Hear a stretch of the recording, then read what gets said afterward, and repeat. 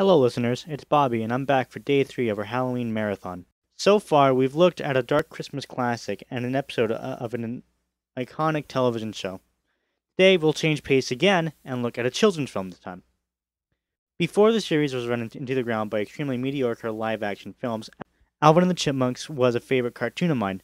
In 2000, Universal released 2 Chipmunk movies: Alvin and the Chipmunks Meet the Wolfman and Alvin and the Chipmunks Meet Frankenstein.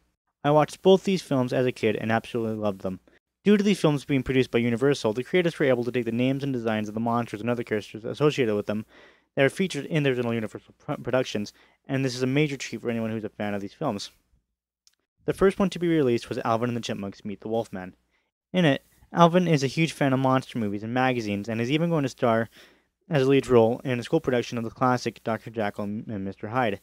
After some antics, Alvin is kicked out of this role and replaced by the warm-hearted Theodore as a way to improve his self-esteem. Meanwhile, Harry Talbot moves in next door to the boys.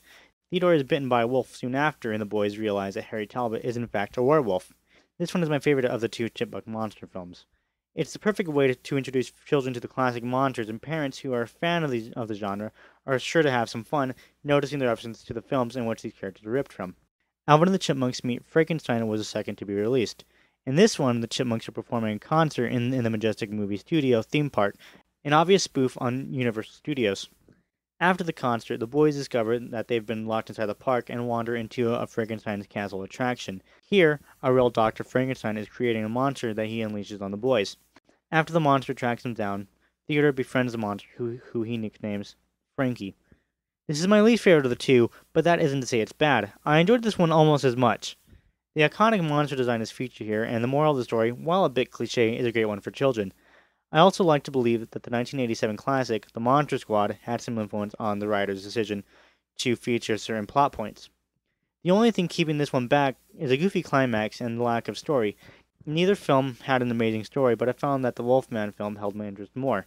Still, children are bound to enjoy these movies, and parents should have no problem watching them with their kids, and might even enjoy them more thanks to any knowledge or love that they may have for the original films.